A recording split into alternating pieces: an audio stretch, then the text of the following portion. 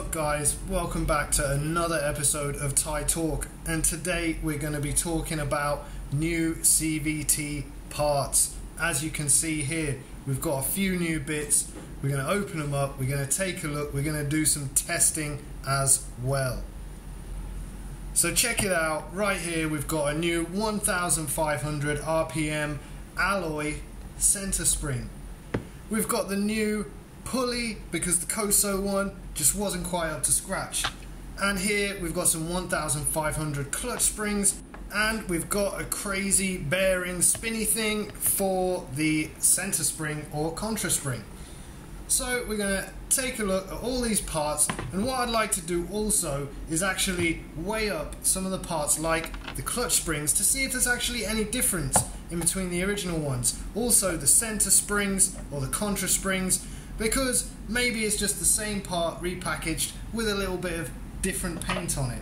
But I just want to check and see if there is actually any difference, certainly between the clutch springs, because they say obviously they're going to make the clutch stall for a little bit longer.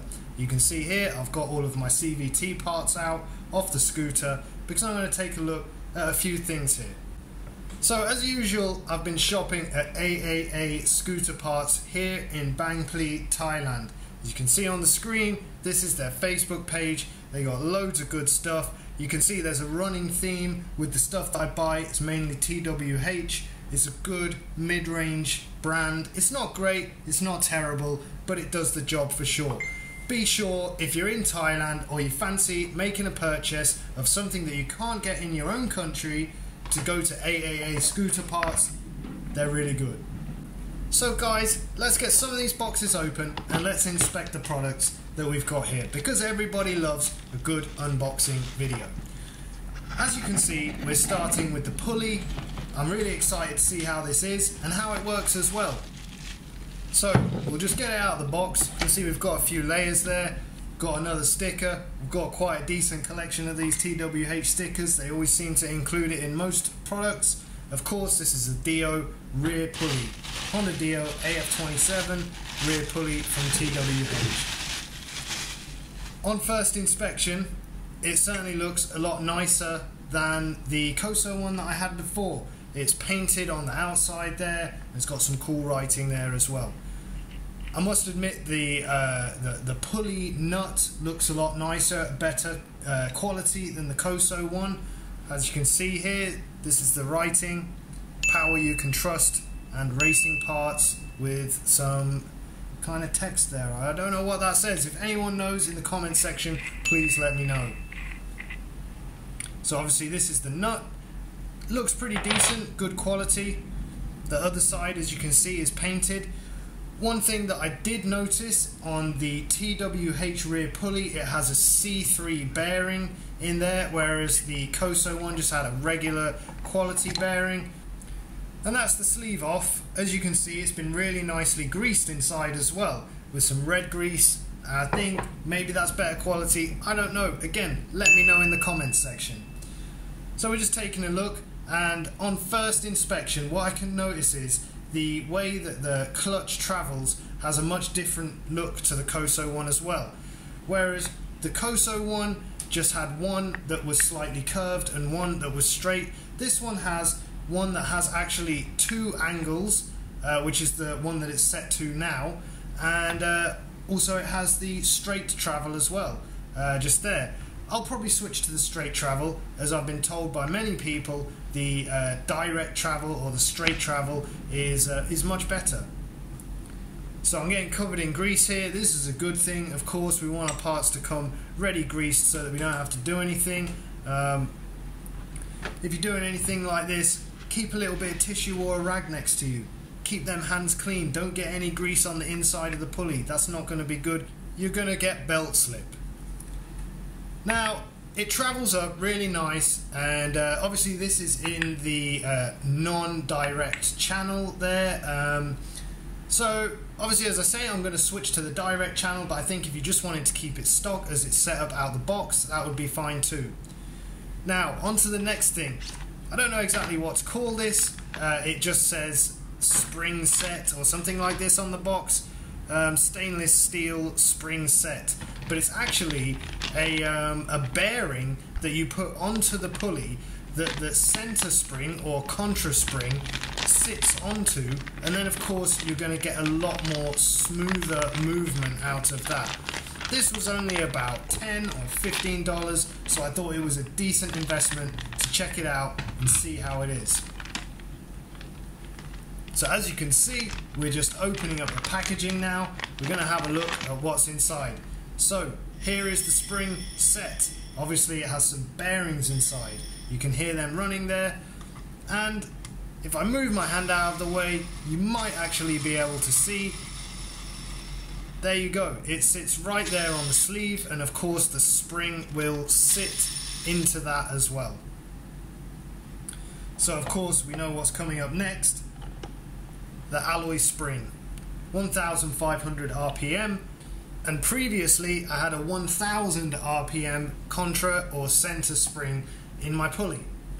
So obviously it's going to help to let the clutch stall for a little bit longer, which is something that is sometimes better depending on the power that you have. So guys, it seems to fit pretty nicely, but it does just need a little bit of a wiggle, a little bit of a jiggle, just to get it in there so that it fits really nicely. Of course you want to get it seated really well so that when you do put everything back together, it's working properly. And of course there you go, there it is, it spins dead nice. There you go. So I've actually got quite high hopes for this little addition to the clutch and pulley setup. As far as I can see, it should make a pretty nice difference. And of course, as I mentioned before, it's like $10, it's definitely worth a try. All these parts being TWH, they should all work in unison together, they should all work together really well.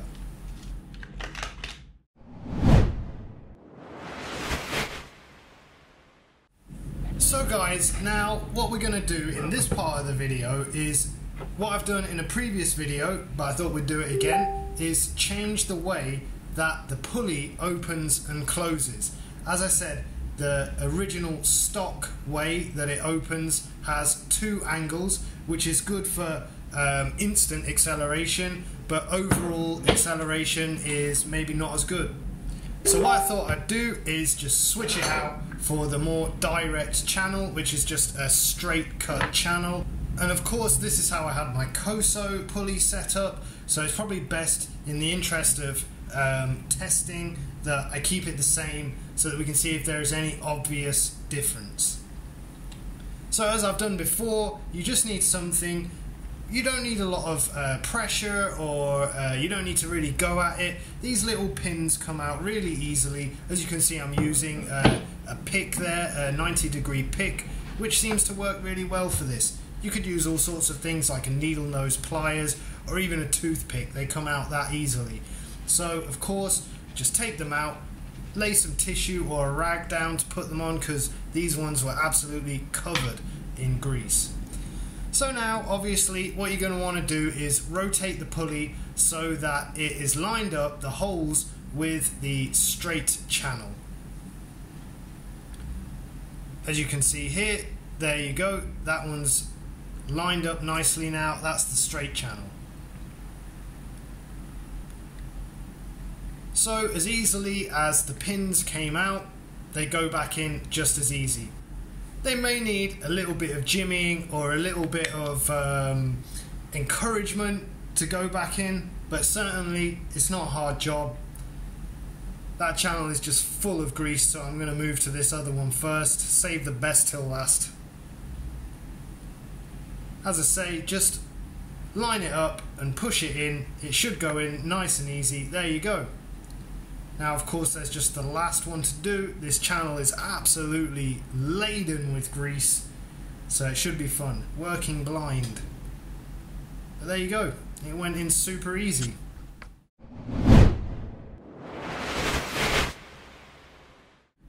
Right, okay guys, so that's one job out of the way. Of course now we're just going to have to clean up a little bit. Going to need some more of this tissue paper here, Again, you can use a rag or anything, an old t-shirt or something like that. It's very important that you don't get any grease left over on the inside of the pulley. I know I've said this before, I'll say it again. If you get it on the inside of the pulley, then you're going to get belt slip, and that's really not cool. That's really not a great thing. So clean up, make sure there's no grease there. This is the sleeve. It's probably got a proper name. I call it the sleeve.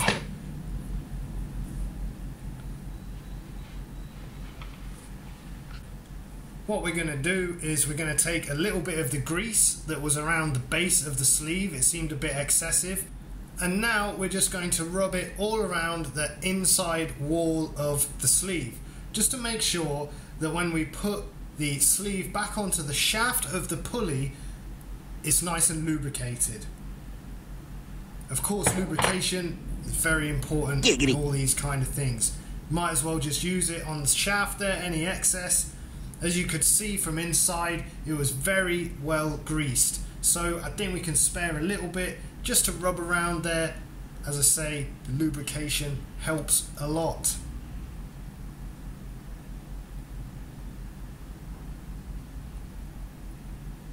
So as you can see, I'm just getting some of that grease into the channels, because of course the grease originally was in the 2 angled channels.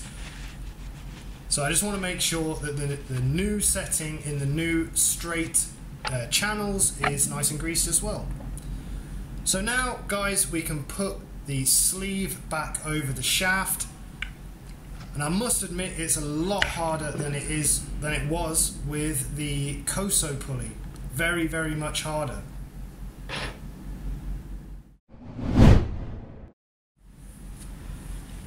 So guys, now what we're going to do is we are going to swap the clutch springs on the clutch from 1000 RPM to the new 1500 RPM.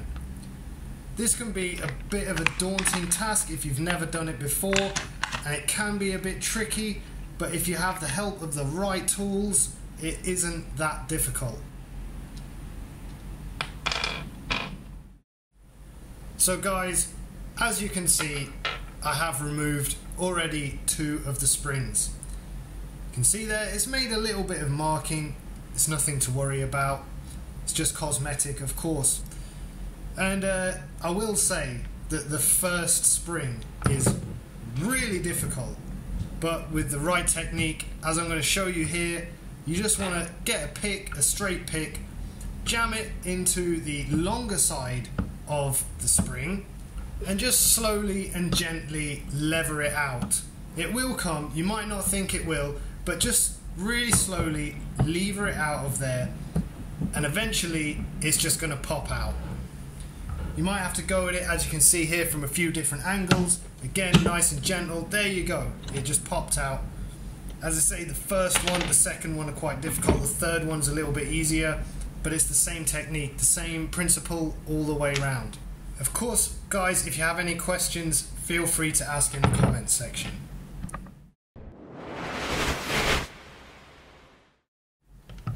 Okay, now we're in the section of the video where I want to weigh the different springs and see if there's actually any difference in weight, because of course that's going to tell us that there is some difference to the springs and they've not just been spray painted different colours.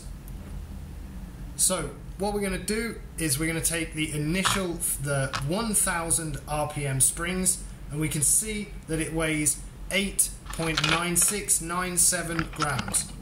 Now if we take the 1500 springs, there is a definite weight difference there, 9.56 grams. So obviously the first thing to check to see is there any extra winds on the spring. It doesn't seem, if I can actually hold these steady, it doesn't seem that there is any extra winds on the spring. Maybe they've used a different type of metal. Of course, leave a comment in the comment section and let me know. So there's one of the yellow springs weighing 3.15 and one of the blue springs weighing 2.96. So there is a definite difference in weight. So guys, let's check out the center springs. We've got the 1500 and the 1000 RPM. The 1000 RPM weighs 94.67 grams, and the alloy spring 1500 weighs 86.70 grams. So again, an obvious difference in weight there, and the tension, I will say the tension of the springs is much different, and there's a slight height difference. The 1500 RPM spring is definitely taller than the 1000 spring. So guys, now we've had that weigh in, we're going to put the new springs into the clutch. I've gone ahead and done the first two, but I'm just going to show you how to do the last one with the technique that I use. So you want to start off with the shorter end of the spring. There's a long end and a short end. Hook the shorter end into the clutch first, and this goes next to the pin there, nice and easy, hooks in like that. Next, this is the technique that I use. Hook it over the pick and then use the pick to guide the spring into the hole, and that goes in really easy. Definitely they go in easier than they come out, 100%. So there we go, we've upgraded to 1500 RPM clutch springs, and of course we're going to upgrade to a 1500 RPM center or contra spring as well. Now of course the reason that we're doing this is so that the clutch stalls out for a little bit longer. This is necessary for more higher power builds. Okay guys, so the clutch is now back together with the new pulley and the new springs and the new kind of bearing spinny thing. And of course this means it's now the end of this episode. As always, please like, comment, share and subscribe for more Thai Talk two-stroke life from the land of smiles, also known as Thailand. See you next time guys.